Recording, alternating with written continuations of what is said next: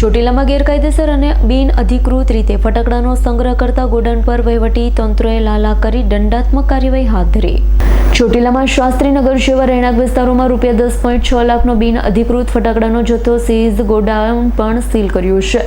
ચોટીલા નાયબ collector SDM HT Makwana તથા મામલેદારની સંયુક્ત ટીમે ચોટીલામાં રહેતા દેવાંગ નવીનચંદ્ર શાહ નામના વેપારી સામે કરી મોટી કાર્યવાહી. ₹10,06,404ની કિંમતનો ફટાકડા સહિતનો મુદ્દામાલ જપ્ત કરવામાં આવ્યો છે. સંચાલક પાસે હંગામી લાયસન્સ હતું, જેની મુદત તારીખ 31/3/2026ના રોજ પૂર્ણ થઈ ચૂકી હતી. ચોટીલામાં રહેણાંક વિસ્તારમાં કોઈપણ માન્ય લાયસન્સ વગર ફટાકડાનો સંગ્રહ અને વેચાણ કરવામાં આવી રહ્યું હતું.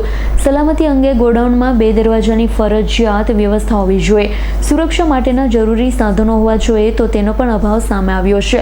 એક્સપ્લોસિવ્સ રૂલ્સ 2018ના નિયમ 82, 83, 85, 86 તથા પેટ્રોલિયમ એન્ડ એક્સપ્લોઝિવ સેફ્ટી ઓર્ગેનાઇઝેશનની માર્ગદર્શિકાનું સ્પષ્ટપણે કાયદાનું ઉલ્લંઘન થવા પામ્યું હતું. તપાસ દરમિયાન સુપ્રીમ કોર્ટ દ્વારા પ્રતિબંધિત નિયંત્રણ જોઈન્ટ સિરીઝ પ્રકારના આશરે 40 બોક્સ ફટાકડા મળી આવ્યા.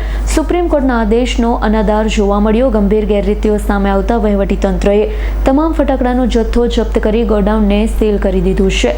સંચાલક દેવાંગ શાહ સામે એક્સપ્લોસિવ એક્ટ અને કાયદાકીય જોગવાઈ હેઠળ આગળની કાર્યવાહી હાથ ધરવામાં આવી છે. સબ ડિવિઝનલ વહીવટીતંત્રએ સ્પષ્ટ કર્યું છે કે નાગરિકોની સુરક્ષા સાથે ખેલવાડ કરનાર અનધિકૃત સંગ્રહખોરો સામે આવી કડક કાર્યવાહી ચાલુ રહેશે. વિક્રમસિંહ જાડેજાનો રિપોર્ટ, S9 ન્યૂઝ, ચોટીલા. અમારી તમામ માહિતીથી અપડેટ રહેવા માટે જોડાયેલા રહો S9 ન્યૂઝ સાથે.